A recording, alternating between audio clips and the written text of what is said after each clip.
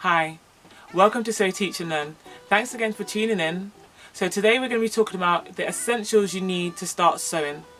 I will add a few of my favourites because there are some things in there that, I just like to use.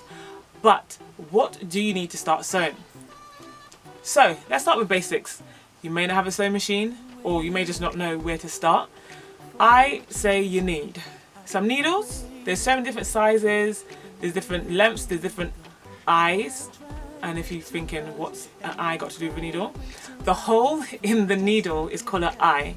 And the eye comes in different sizes. So there's really small eyes and there's really big eyes. Of course, as we know, the bigger the eye, the easier to thread.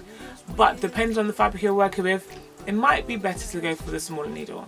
So I say get a range of needle sizes, okay guys? You can pick them up from your local shops. You can pick it up from your local supermarkets, from your local fabric shops. Just shop around.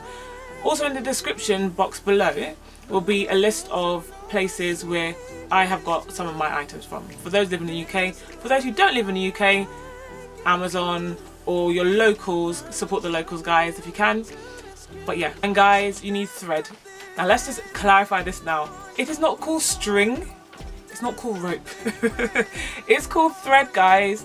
When you go to the shop, ask for thread, yeah? Threads, there are different types of thread. There's cotton threads, there's polyester threads, there's even elastic threads. Just buy the thread that is suitable for your project.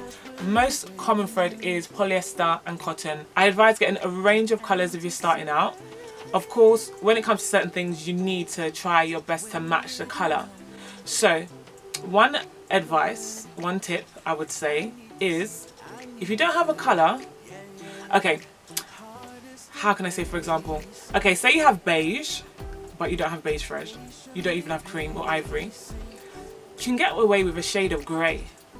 Now sometimes you'll be surprised when you test the thread on your fabric, you can actually see that it does work. So try and test your threads and your fabric. Now when it comes to scissors, that can be a whole different thing. First of all, you will need paper scissors and you will need fabric scissors. They are different, guys.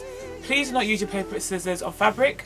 Do not use your fabric scissors on paper. They will blunt your scissors and also they will destroy your fabric when you cut with them, okay?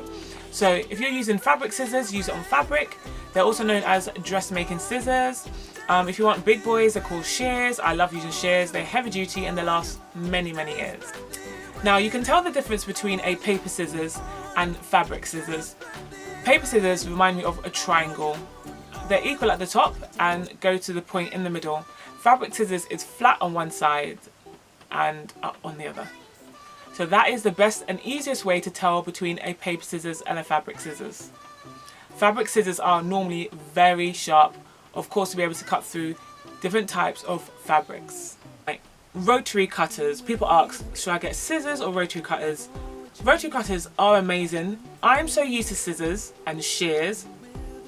That's another thing, that I always go for scissors. However, I know rotary cutters are very handy. You don't even have to pin. Well, some people still pin, but you can use fabric weights or anything heavy to hold down the pattern onto the fabric and use your rotary cutter to cut around it. So if you want to get a rotary cutter, go ahead, but you do need a cutting mat underneath. A medium to large size would be good if you're doing big projects. And don't forget your snippers. Snippers come in different shapes and different sizes. They're normally quite small. Some people also use embroidery scissors to snip. Snippers are for trimming your threads when you finish sewing, sometimes for cutting like ribbons or elastic. Snippers and trimmers are really handy to have, okay? Also when it comes to marking your fabrics now, tailor chalks and tailor pencils are really good. Some you have to wash out, some steam out and some don't come out. Please remember to mark your fabric on the wrong side. The least thing you want is for you to make up your garment and you can see fabric chalk at the darts, at the seams. You do not want to see any of that. So mark on the wrong side with your fabric chalk and your tailor's chalk. They come in pencil form, so you can use a sharpener to sharpen them, or they come, as you can see, flat. There are other options, but these are my most used ones. Guys, this one I cannot live without. Tape measure, tape measure, tape measure. You can have a ruler, which that's next on the list, but you need a tape measure. It's really good if you can have centimeters on one side and inches on the other, as if you're working with a pattern that is actually already done for you, it might come in inches, it might come in centimeters. So if you can have both, that's even better. So yes, you need your tape measure, but also rulers are really handy. A 30 to 40 centimeter ruler is really good. Anything shorter can be a bit tricky depending on the size of your project. I love my meter ruler. That's mainly when I'm doing patterns. That's really handy to have. But also, there is something which I would not live without. And this is for those who really want to go into pattern cutting. It's called a pattern master. This is my baby. I cannot live without it. Basically, it helps you do 90-degree angles, 90-degree angles, 45-degree angles, which is mainly used for bias cutting. And it's really handy for doing curves, because it also has a few curves on there. They do come in regular size, and they do have a junior pattern master. You need pins. Right, as with everything, there's loads of types of pins. Get pins, guys. Sometimes the cheap pins are not very good, only because some of them can be quite thick and they act like nails, guys, and they tear up your fabric. So if you can get dressmaking pins, will be good. Glass ball heads I love, especially when fitting a client, because if it drops, you can see it before the client's foot gets on it. Now I recommend using a magnet pin holder. Magnet pin holders are really handy. Sometimes if I'm working and I'm so busy, I do not want to take my time and put my pin in the cushion, so I literally throw my pin and the magnet catches it. Guys, it's really handy. I was late actually getting one of these.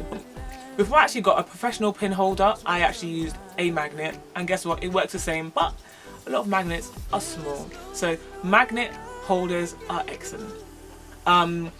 If you are doing fittings, it is handy to also have a pin cushion for your wrist. So having one on your wrist is really good. It's nice and easy. Give it a try. Most of the population has these already. You need an iron and an ironing board. Ironing makes a big difference to your garment or even your repairs. It makes it look 100% more professional. And even best, iron your fabric before you start to cut, before you start to sew. That way, if there's any shrinkage, the shrinkage has gone. I'm laughing before I even say it, guys. 2 things I always have in my box, in my studio, wherever I'm sewing, is a nail file. Yes, I said a nail file. Imagine your nail is chipped and you hook your fabric and create a pull. That is the worst thing ever, guys. So I will always recommend have a nail file with you when you are sewing. So you can file your nails. It's a bit of pampered at the same time, but it's also good for your work. The other item is a lighter. I know. A lighter basically is really handy for basically when you're trimming ribbons and even some laces, you just burn the ends. That's another tip for you guys. Now you need somewhere to put all your tools, so I recommend a nice toolbox, or if you're going all fancy, you can get a little set of drawers to put everything in. I think the toolbox is really good because it has separate compartments where you can put your bobbins or your needles and your threads, etc. So this is just to start with. Start with a really nice simple toolbox. Also guys, having a notebook or some paper or a little pad just to keep with your sewing equipment is really good for you to take your notes.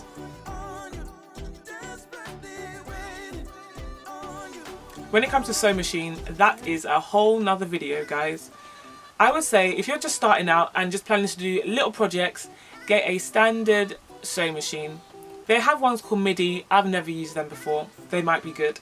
But getting a standard sewing machine just makes life easier. It has like a few other stitches other than straight. So you have your straight, you have your zigzag, you have your buttonhole stitch. You know, that's a really handy one. And yeah, I think a machine that has more than 4 stitches is really good. Also, you want a machine that you can change your tension. Tension is very important when it comes to sewing different types of fabric. Thick fabrics need a different tension than a lightweight fabric, okay? So, choose your machine wisely. Don't burst your head with it. If you need to just type in brother machine, get a simple brother machine. Type in sing machine, get a sing machine. There's so many machines out there, guys. There are some machines that actually cut your thread for you. You press a button and the thread is cut. If you want to be bougie like that, go and get that kind of machine. But a standard machine will do just fine. Now, if you are getting a sewing machine, don't forget to get some extra bobbins. Make sure the bobbins you order are the right size for your machine, because there are mainly two different types of bobbin sizes. There are one for more industrial based machines, and normally those are metal ones, and then there are plastic ones that fit most of the domestic machines. So pick up a good amount of bobbin. I normally get a case full of bobbins, and it actually comes in its own case, so it makes it so much easier for storage, as you can see. Another thing, if you have a sewing machine, make sure you have spare needles. Now, once again, just like hand sewing needles, there's a range of needles, guys. There's needles with different widths, from 70 to 90, I think some of them are called. There's smaller, there's larger, there's jeans needles, there's stretch needles, there's jersey needles, there's leather needles, there's needles for everything you can think of. But the main important needles is your universal standard needles for a sewing machine. Normally comes in 3 sizes in a pack, and sometimes you can get 1 size in a pack. For example, 5 of those of the same size. Or, like I said, you can get 3 different sizes in a pack, 2 of each. So please have some standard needles for your sewing machine, spare. Because once a needle breaks and you're in the middle of a project, guys, that is like the worst thing ever, to run out of a needle in the middle of a project and you have none. I do recommend getting machine oil. Guys, do not use oil from your cupboards, because that will get thick and clog up your machines. Check if your machine does require oil, and if it does, please purchase just a very small amount of machine oil. You'll need it once in a while just to maintain your machine so it lasts you many, many years. If you are going into the world of pattern cutting, one of the papers I love to use is called Cross and Dot. It just makes things easier to see. You know, I've used one that looks like a grid. I don't even remember what that's called, to be honest, guys. And I find that quite confusing, because when you're trying to draw on the line, you can't really see the line. If that's what works for you, keep going. But I love Cross and Dot pattern paper. It works amazing, and my students love to use that paper as well. If you do not want to buy pattern paper, I used to use brown wrapping paper, you know, wrapping paper that you use for packaging. That works really well, but of course it only comes in certain widths and lengths, so you end up having to mask and tape them together, which is not a problem. If that works for you, keep doing that. I know some people actually use paper, but that's a lot of sticking together, guys. Masking tape is really handy. It basically can help you with putting patterns together. Say for example you need to stick 2 pieces of paper together. You can use masking tape and you can draw on top of the masking tape, which is really handy. And also I like to use masking tape, or to encourage my students to use masking tape, when they are trying to actually sew straight lines on the sewing machine. It works really well. That's for another video. And I think most of us have a mobile phone. And I say mobile phone because you need a calculator, guys. Sometimes if you are trying to work out measurements or trying to work out the distances or whatever it is, a calculator is really good to have, unless you've got a math brain. So pencils. I like to use mechanical pencils because they're sharp and you don't have to sharpen them, basically. If you are going to use a mechanical pencil, make sure you have spare lead. That is very, very important, guys. And also make sure you know what size lead to get, because different mechanical pencils use different lead sizes, okay? So there's 0.5, 0.7 and so on. So make sure you get the right lead size. Plus on that, most mechanical pencils have a rubber attached. So that's basically everything in one. So you don't need an extra rubber and you don't need an extra sharpener. So that works really well. If you are using HB pencils, that's really good as well. Just make sure you have a sharpener and make sure you have an eraser or a rubber. Same thing. You will also need a pen. Biros are really good because they don't really smudge. I recommend getting a daylight lamp. Some of them are called LED, but I know them as daylight lamps. And this really helps when you're doing sewing. Whether it's hand sewing, machine sewing, a daylight lamp really helps you to clearly see what you are sewing. Especially at night time, guys. And we have to look after our eyes. Thanks again for watching the Sewing Essentials with Sew Teach and Learn. I hope you enjoyed it and I hope it was very useful. Don't forget the descriptions of everything should be in the box down below. And if you do have any questions or request any videos, please put it in the comments box below and I will try my very best to get back to you. Have a good one.